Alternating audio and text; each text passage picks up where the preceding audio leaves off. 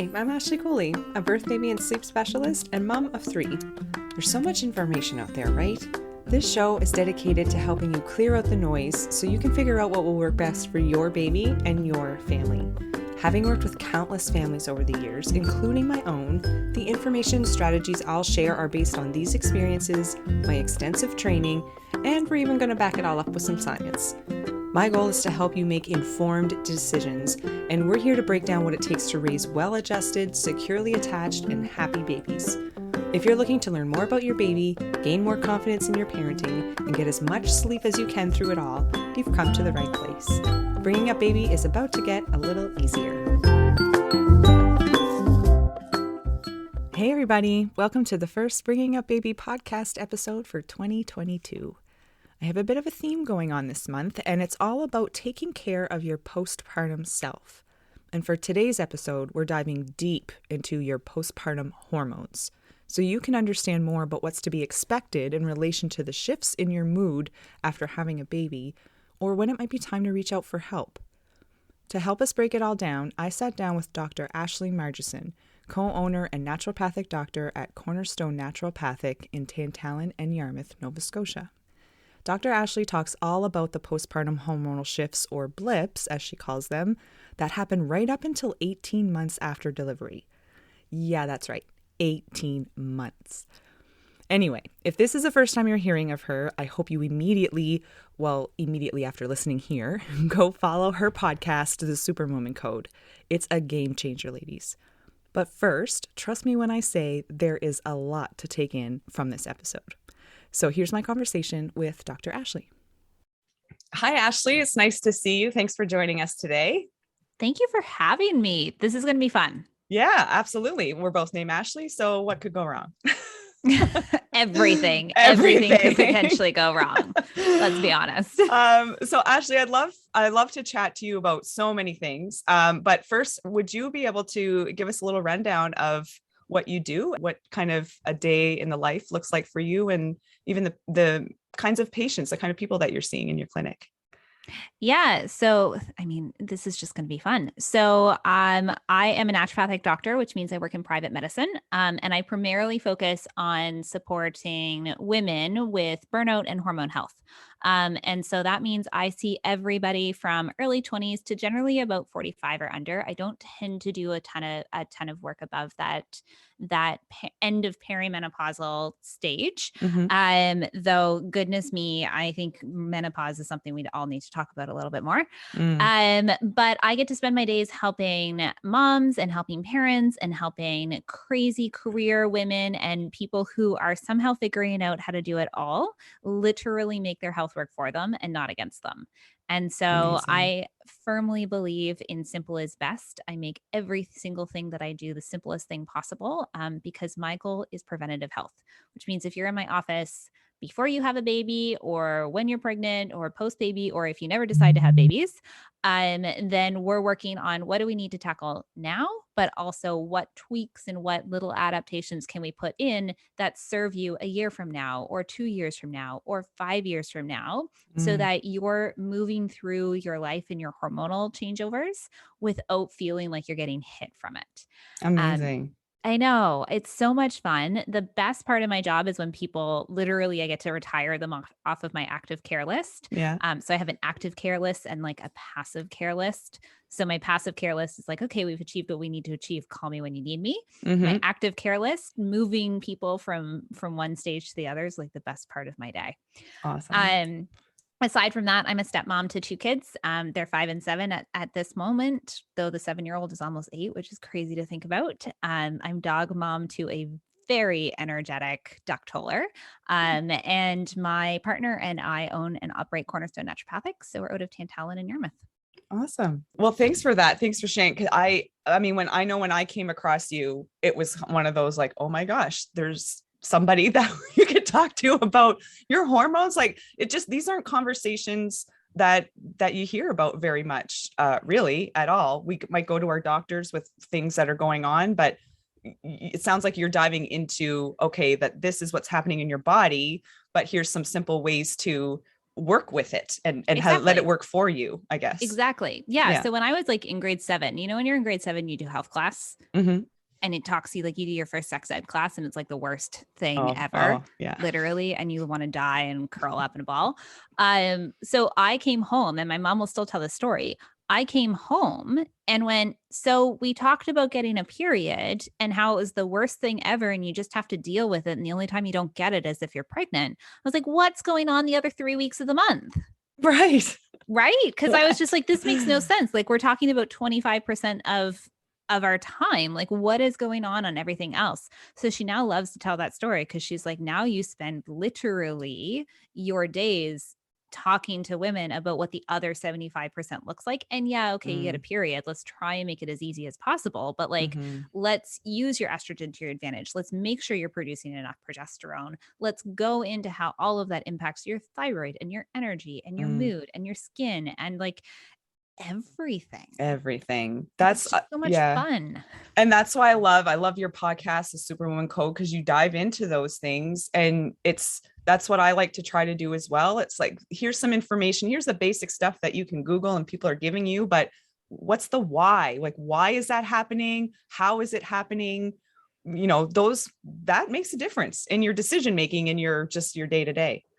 Thank you.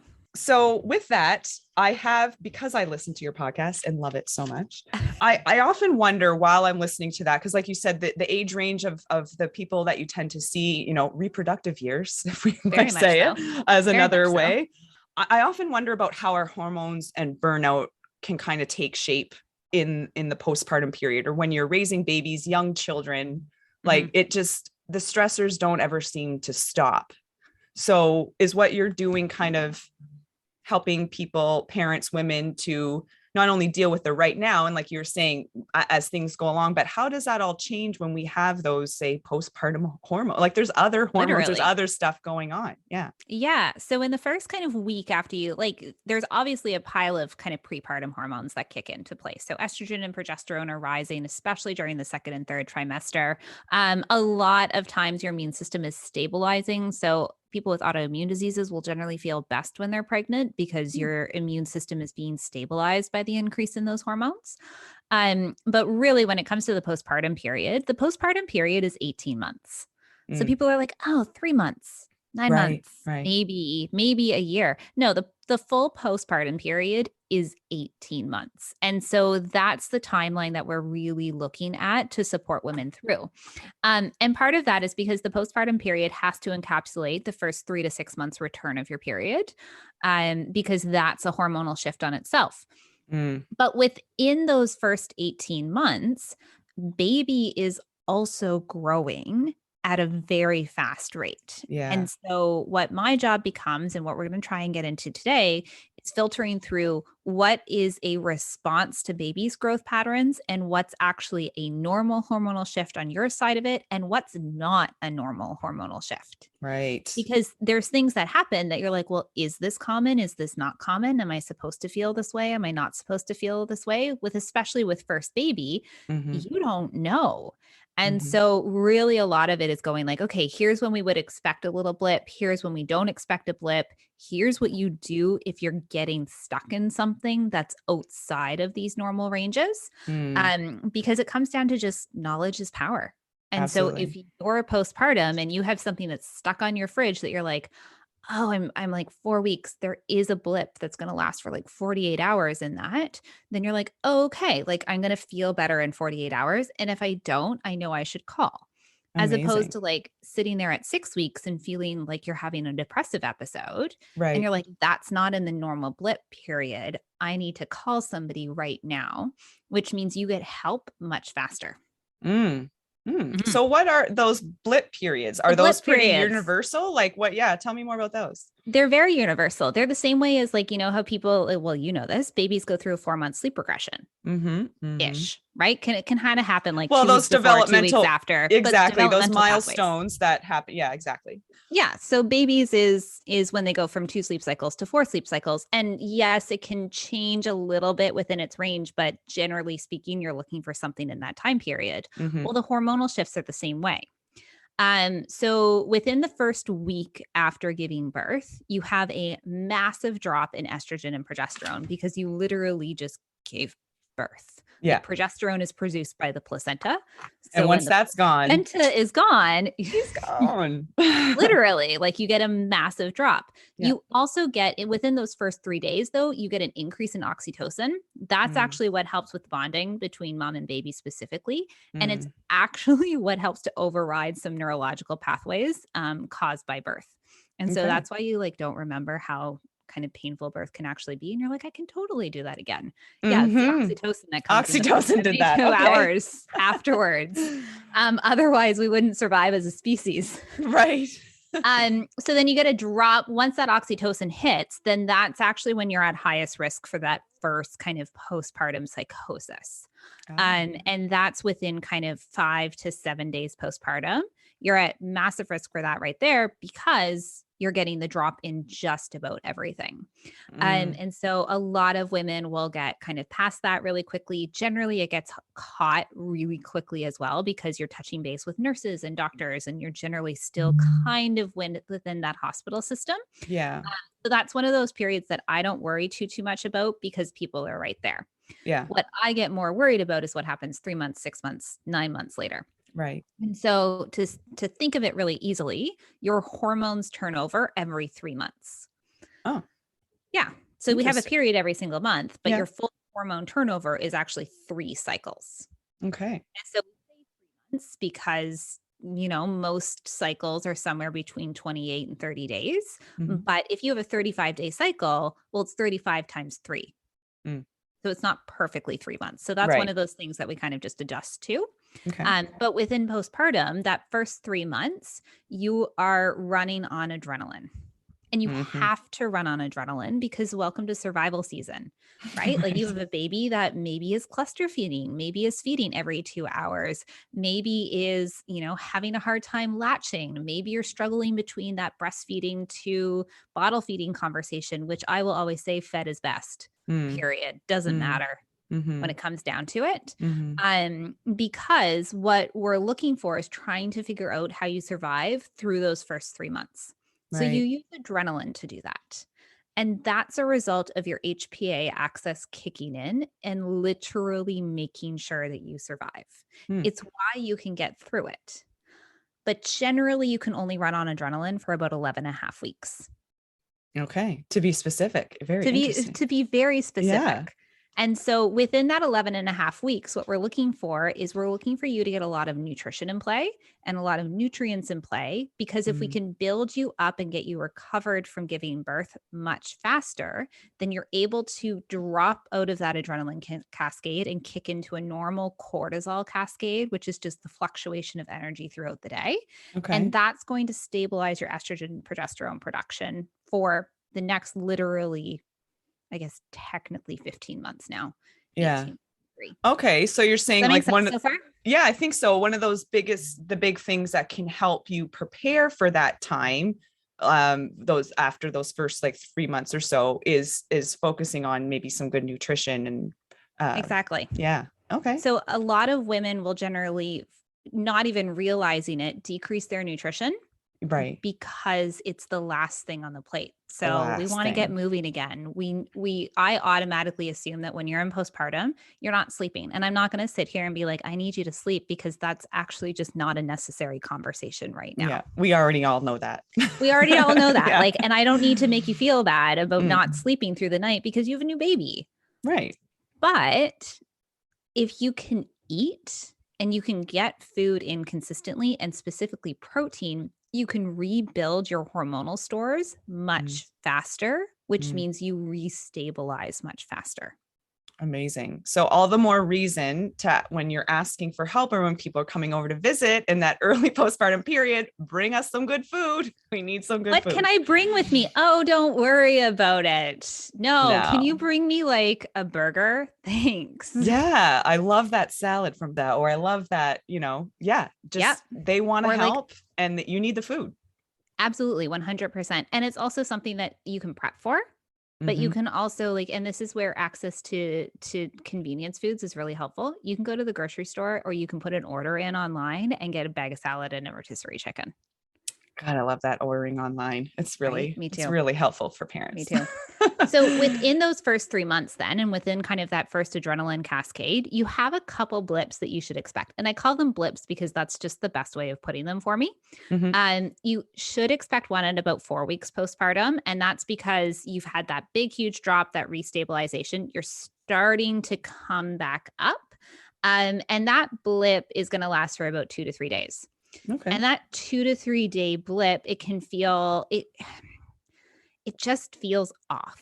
And I have no other way of explaining it other than something's just not quite right. Maybe you're a little bit more anxious. Maybe you're feeling like you just want to be done. Maybe you're literally like grieving your past life, which is totally fine to do. By And the very way, we normal. expect Yeah. that to happen. Yeah. I expect that physiologically, you're probably going to get hit with that about 4 weeks postpartum.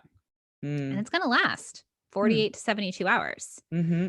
You're going to get another little blip around 6 weeks postpartum. That one's generally only a 24 to 48 hour one. It's not as intense on the depressive side. It's more on the anxiety side. And then you are going to get another one around 8 weeks postpartum.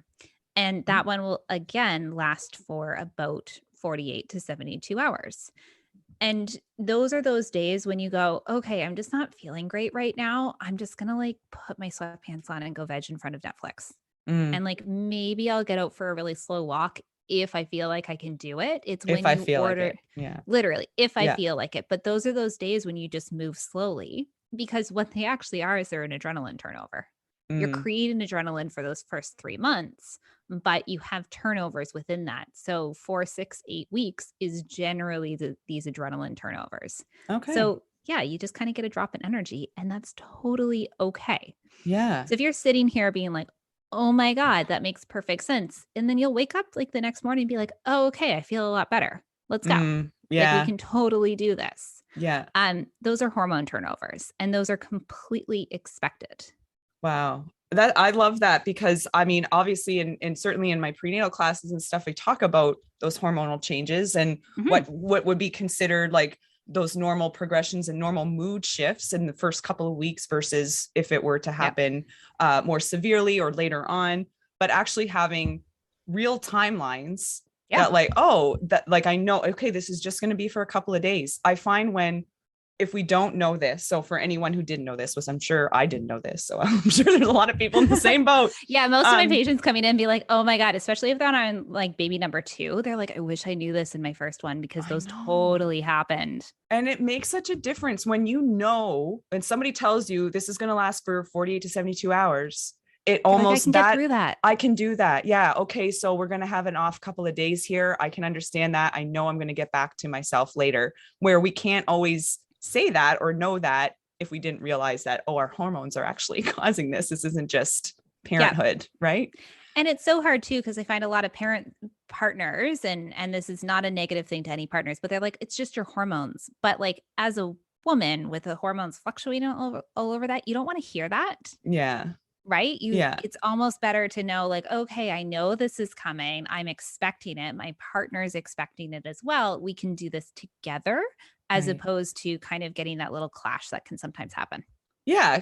Even just acknowledging, oh, it's the hormones, but you can't stop there. It's just like, but that's exactly, it is the hormones. So what should we do? Let's rest. Exactly. Let's get some good food. We'll pick things up another day. That's the day. Those are the days when you don't actually worry about doing the laundry if you have that capacity. Yeah. And like if you were supposed to go do something and you don't want to, you can say, hey, I got plans, or I can't go, whatever. You know, sometimes it's easy to use the kids as excuses, and you totally should if you feel like you need to. 100%. The amount of times I have used mine as excuses. I'm like, oh, sorry, they're just really off right now. And I'm like, no, I just really didn't want to go. Yeah. But there's nothing wrong with doing that. Cause like, I think I've heard you say this before too. We're trying to do less, not more.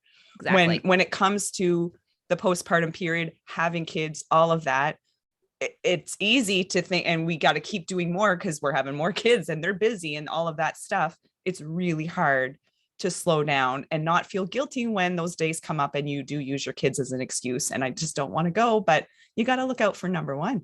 You have to look out for number one. And it's Yeah, that whole conversation around, you got to put the oxygen mask on yourself first. Like if you absolutely. want to be there and be a parent who's involved, you have to not burn yourself out. Hmm. And so is the level of output that you have in those first 18 months postpartum the same as what it was when you were in your 20s?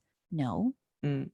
Not supposed to be No, though. it's not supposed to be, because you Yeah. are a different person. Because if you were the same person that you were in your 20s, you haven't grown. So Mm. you're not supposed to have the same level of energy. You're not supposed to have the same level of output, because you are a different person and your priorities have shifted. Right. And that's okay. Yeah, it is Yeah, okay. And thank you, totally because okay. we need people to say that. We need people to say that.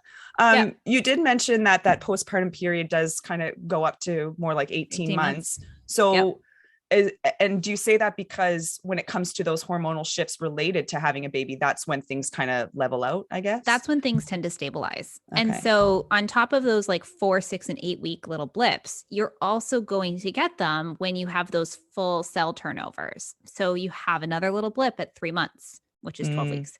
You have another little blip at 6 months. You have a blip at 9 months. And you also have a pretty long one right around 12 months. mm, And so the one around 12 months actually can last upwards of a week. And it's really interesting because I meet a lot of women and they're like, oh, my baby's turning 1. Like, I don't know how to process this. I don't know like how to go through this. And I'm like, this is a hormone turnover that you're also experiencing. mm. And this is a really big one because there's neurological turnovers at the same time, right? Like And there's a there's all the growth phase. stress of a lot of parents going back to work around that time and Literally. starting at daycare. And that alone brings all the stress, like even weeks beforehand. So there's so much going on, even There's outside of the hormones there. so much going Yeah. on. And so that 12-month hit is a big one. And that's why that full cell turnover for postpartum is really looking at 18 months, because when you hit 12 months, a lot of times moms are going back to work, or parents are going back to work, Hmm. or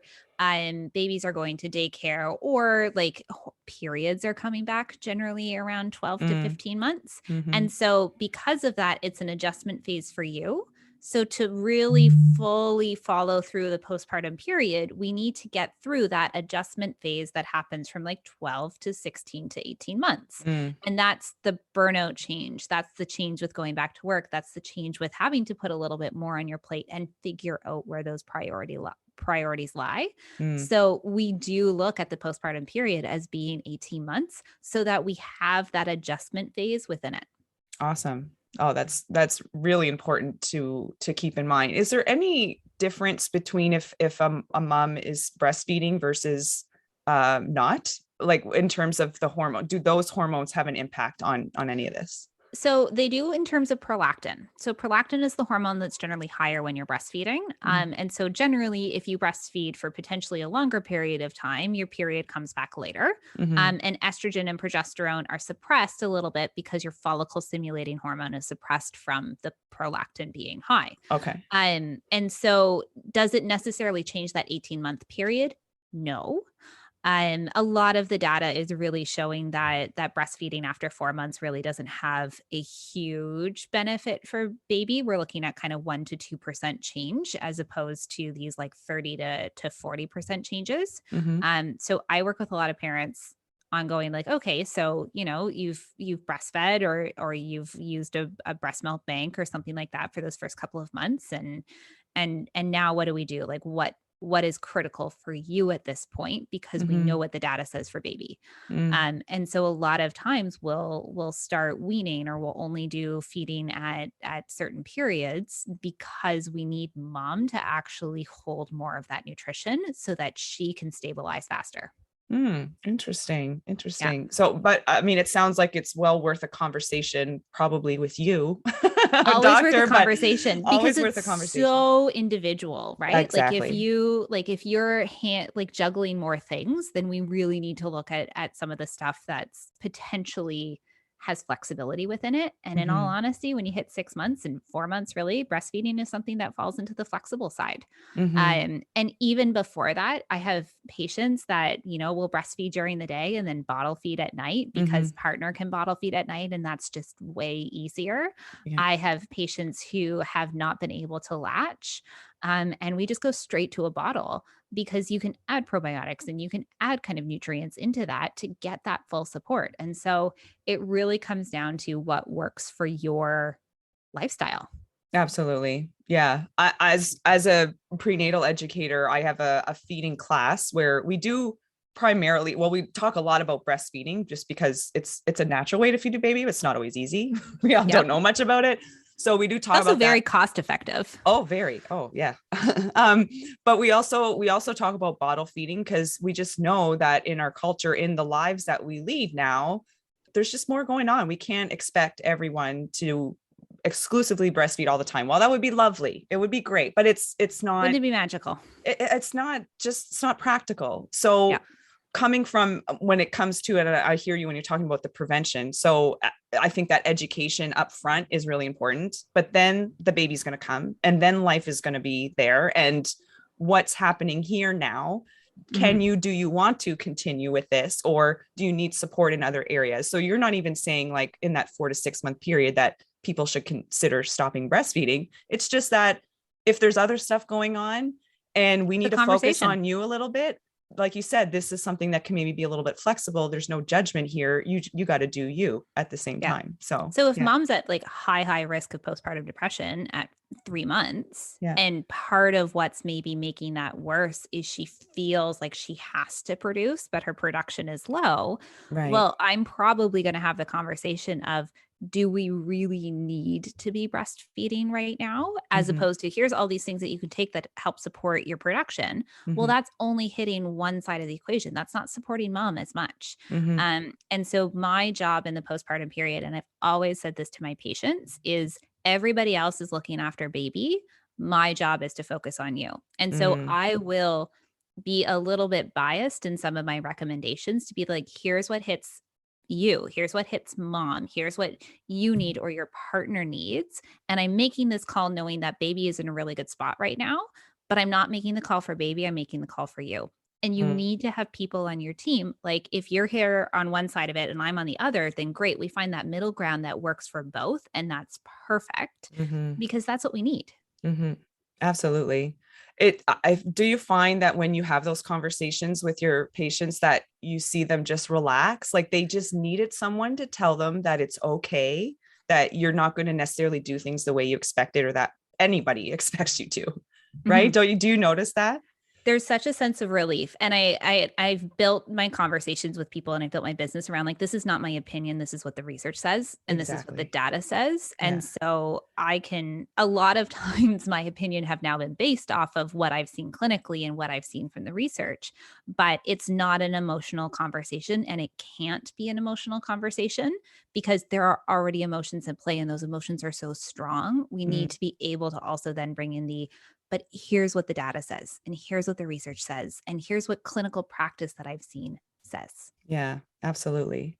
This has been great. I'd love, if you don't mind sharing, how would someone in that postpartum period know or understand that, okay, we talked about when those blips might happen and we talked about those kinds of things, but if somebody felt like, I'm still unsure, what should I do here? I want to learn more about this. What could they do? What should they do? So, I mean, they can definitely go and listen to the podcast. Those are amazing for those 2 a.m. breastfeeding periods. Yeah. I am also a big fan of getting your partner to be your reference point. And so I will, and I'm obviously saying this, assuming that you have a partner that's around. So make that adjustment based off of your lifestyle. But your partner is going to be able to give you a little bit of a reference point. So how are you actually handling things? Where are you really going off? Where do you need extra support? Use your partner as a way to be like, okay, do I need extra support right now? Or am I doing okay? And that's where that brings, and I'm going to use the word dad just because that's, kind of the majority of people at this point, but it could be your wife, it could be 2 dads, it could be whatever. But when we bring dad into the conversation and when dad is the one getting up in the middle of the night, so how you hear all of these stories of like, my husband doesn't hear the kids when they wake up in the middle of the night. I hear that all the time. Literally. So this is a neurological cascade. There's data behind this. And so if dad gets up in the middle of the night within the first 3 months postpartum, his hearing is sensitized to baby's cries. Oh. So it's not that dad has made a choice. It's just that his hearing never got sensitized. So I'm really pro on dad needs to get up in the middle of the night, or partner who maybe isn't breastfeeding needs to get up in the middle of the night, because I actually know that if they do that, they're going to be sensitized to those cries. And so that means that now all of a sudden you have two parents who are able to hear it in the middle of the night, which completely changes the support game. So I use partners as a huge frame of reference for so many of my patients because they're living it too. And they can go like, hey, maybe you should book an appointment, or like, hey, I booked you an appointment with your family doctor or with Dr. Ashley or with Ashley from Birth Baby Sleep because I want you to talk to her or them about this.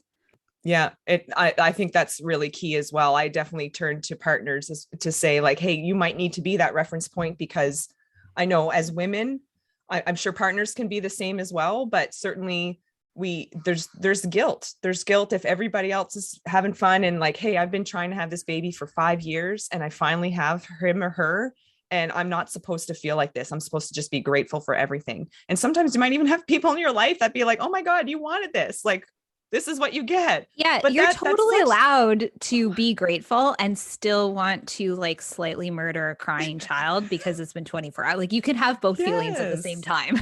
I love my kids, but I also can't wait to get away from them sometimes. So it's just a hard, that guilt that we feel like, oh, well, maybe this is just a hormone blip, or maybe this is just because of this, or I didn't get this. And we can keep giving those excuses, but the people in your life can often be the ones that will see that like as a whole, there's something maybe going on here. And even if it's nothing that's like diagnosable or whatever, it's still good to talk about it, because you will find that you're not alone in that. You really will. And then as you move into it next time, you'll be like, oh, but I've been here before. And so like you have the blip at 4 weeks, you go talk to me or you or your family doctor or whoever, and you get that sense of like, oh, okay, like here's a couple things I could shift. Here's a little bit of extra support, but everything is okay. Then if you get that hit at 6 weeks, then you're like, okay, but I've been here before and I know that it's going to be okay. So really, I just need like to like go have a nap. Extra care. Yeah. Yeah. Amazing. Amazing. Thank you so much, Ashley. I'm definitely going to have this stuff in the show notes, but I'm wondering if you could share where people could find you. Yeah. So you can find me from a clinical practice at Cornerstone Naturopathic. We do triage the wait list. So if you are kind of within those first 6 months postpartum, then just let the team know when you call and we'll triage that wait list through. That's what we have to do because that's just important. It's time. You can't wait. Yeah. No, you can't wait. Yeah. It's time sensitive. Awesome. And so we triage the wait list there. Online, though, you can find me on Instagram or Facebook at Dr. Ashley Margeson, and you can find the Superwoman Code, which releases an episode every single Tuesday on anywhere podcasts are found. Awesome. Thank you so much, Ashley. This has been a really helpful conversation. I've learned a lot. I'm sure all the listeners have as well. And you might be getting a few calls after this, so watch out. Thanks again. All right. See you.